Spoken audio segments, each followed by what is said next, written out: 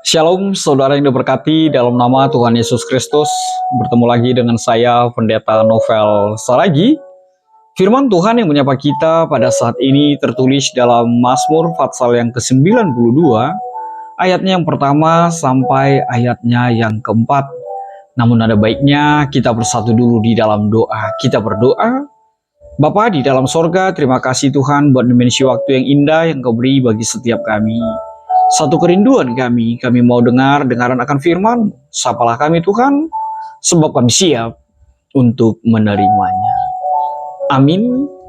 Shalom saudara yang diberkati dalam nama Tuhan Yesus Kristus, sahabat terbaik dalam kasih Tuhan. Seperti yang saya sebut tadi, bahwa firman Tuhan yang menyapa kita tertulis dalam Mazmur pasal yang ke-92, ayatnya yang pertama sampai ayatnya yang keempat.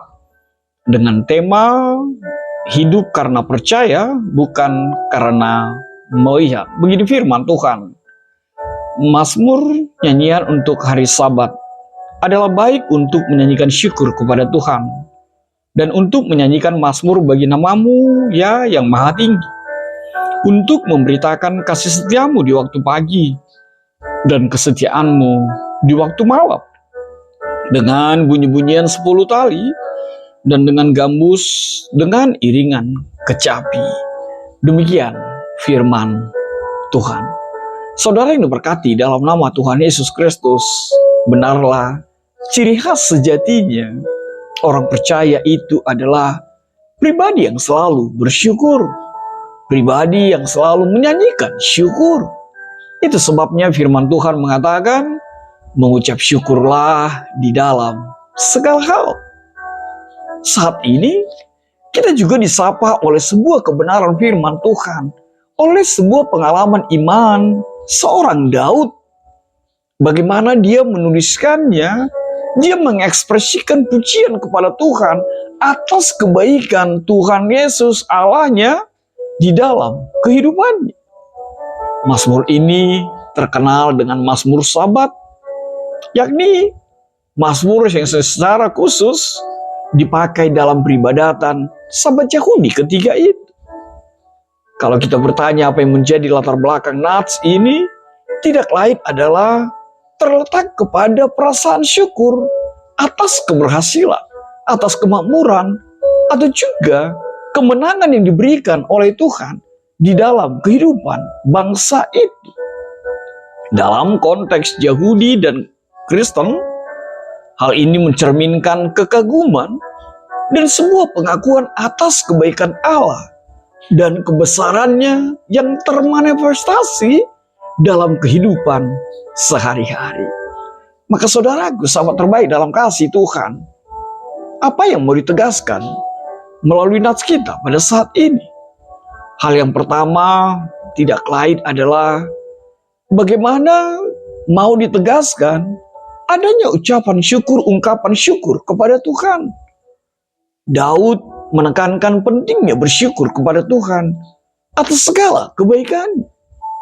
Di sini Daud ingin mengajarkan untuk setiap kita, akuilah peran Tuhan itu di dalam setiap aspek kehidupan kita. Dan jangan pernah lupa untuk memuji dan bersyukur atas kasih setianya. Hal yang kedua yang mau ditegaskan, tidak lain adalah pengakuan akan kasih setia dan kesetiaan Tuhan. Saudaraku, sahabat terbaik dalam kasih Tuhan, penulis Mazmur juga menegaskan bahwa Tuhan itu adalah pengasih yang setia. Bahwa kasih setia Tuhan itu setiap hari, baik pagi hari, baik malam hari. Itu artinya apa? Biarlah setiap kita mengandalkan kesetiaan Tuhan itu dalam setiap rangkaian perjalanan kehidupan kita. Yang ketiga, Daud mengajar kita, pergunakanlah alat musik untuk memuji Tuhanmu Allahmu. Di sini kita diingatkan begitu pentingnya instrumen musik, seperti apa yang dinyatakan, dituliskan oleh Daud ini. Pentingnya memuji Tuhan dengan musik seperti permainan gambus, seruling, tidak lain adalah untuk memuliakan nama Tuhan. Ini menyoroti pentingnya seni, musik di dalam setiap ibadah kita. Lalu hal yang keempat tidak lain adalah adanya kegembiraan atas karya-karya Tuhan. Penulis Mazmur menyatakan kegembiraannya atas karya Tuhan di dalam kehidupannya. Dan itulah, biarlah itu menjadi juga bagian dari kegembiraan setiap kita atas karya Tuhan yang tak terselami di dalam hari-hari hidup kita. Meskipun Allah itu, Yesus itu tidak bisa terlihat oleh mata kita saat ini seperti apa yang dikatakan oleh tema kita. Lalu apa yang menjadi kaitan temanya? Hal yang pertama, ucapan syukur, ungkapan syukur adalah ekspresi kepercayaan iman. Artinya apa? Di sini pemazmur mengajak kita untuk selalu bersyukur. Syukur itu adalah respon kita atas semua karya Tuhan di dalam kehidupan kita. Meskipun mungkin kita tidak bisa melihatnya secara kasat mata. Meskipun mungkin Yesus itu tidak bisa lagi kita lihat seperti apa yang dialami di dalam kisah Perjanjian Baru. Hal yang kedua, kaitan tema tidak lain adalah kasih setia Tuhan yang terbukti. Di sini pemazmur mengajar setiap kita sebuah pengalaman pribadi bahwa kasih setia Tuhan itu selalu dan selalu, bahkan selalu baru setiap pagi.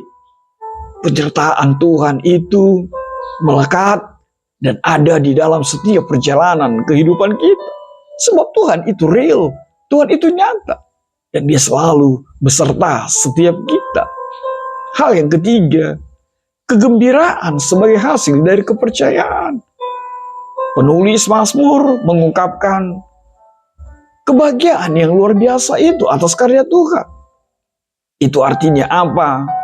Ini menunjukkan bahwa kehidupan orang percaya itu adalah adanya ungkapan kegembiraan, adanya ungkapan syukur atas semua karya Tuhan di dalam hari-hari kehidupan. Lalu apa yang keempat? Musik adalah bagian yang tidak terlepaskan. Dan itu adalah buah dari akal pikiran manusia. Talenta, karunia yang diberikan oleh Allah kita di dalam kehidupan kita. Maka pergunakanlah itu sebagai ungkapan, sebagai bagian dari mengekspresikan bagaimana Allah itu nyata hadir di dalam kehidupan kita. Maka saudaraku dalam kasih Tuhan Yesus, benarlah apa yang dikatakan oleh kebenaran firman Tuhan, oleh tema kita pada saat ini. Hidup karena percaya, bukan karena melihat. Lalu apa yang menjadi refleksi bagi setiap kita? Hal yang pertama, bersyukurlah dalam segala hal. Ini mengajarkan kita lebih lagi menghargai apa yang kita miliki. Dan tidak terlalu banyak fokus pada kekurangan atau kebutuhan yang belum terpenuhi. Sebab apa? Tuhan selalu mengajar kita. Berkat Tuhan, mari hitunglah, kau niscaya kagum akan kasih-Nya. Hal yang kedua yang menjadi refleksi tidak lain adalah pengakuan akan kesetiaan Tuhan. Di dalam nats ini kita diajak untuk melihat bahwa kasih setia Tuhan itu baik pagi hari, baik malam hari selalu nyata. Dan penyertaan Tuhan itu melekat untuk setiap kita. Bahkan Tuhan tidak pernah meninggalkan kita. Bahkan ketika firman Tuhan juga mengatakan, ketika engkau tidak setia pun, Yesusmu, Tuhanmu, tetap setia hadir di dalam kehidupanmu. Hal yang ketiga menjadi refleksi bagi setiap kita, tidak lain adalah kegembiraan dalam pelayanan dan di dalam setiap ibadah kita. Di sini penulis Mazmur menyatakan kegembiraannya dalam memuji Tuhan dengan musik dan pujian. Artinya apa? Harusnya ini menjadi dorongan untuk setiap kita untuk menemukan kegembiraan, untuk merasakan kehadiran, untuk menyatakan sukacita yang melimpah ketika kita beribadah, merasakan hadirat Tuhan dalam kehidupan kita. Lalu apa yang terakhir? Kepercayaan tanpa melihat. Apa yang Tuhan Yesus katakan kepada Thomas? Berbahagialah orang yang percaya walaupun tidak melihat. Ini adalah pesan tersembunyi di dalam nats ini, bahwa kepercayaan sejatinya tanpa melihat secara langsung. Mungkin kita tidak bisa melihat secara kasat mata, seperti apa yang saya katakan tadi. Tidak melihat Yesus itu lagi dengan mata kita sendiri. Tapi satu hal yang pasti, mengimani Tuhan itu bukan bicara tentang melihat, tapi merasakan, tapi menyatukan roh di dalam kehidupan kita bersama dengan Tuhan.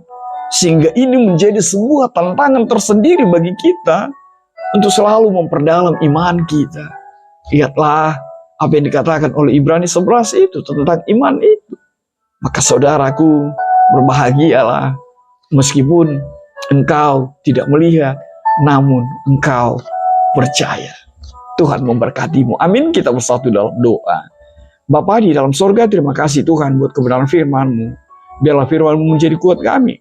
Terlebih untuk tema kami yang begitu menguatkan, bahwa sejatinya kami percaya meskipun kami tidak melihat. Dalam kasih-Mu Tuhan Yesus kami berdoa dan ucap syukur. Amin.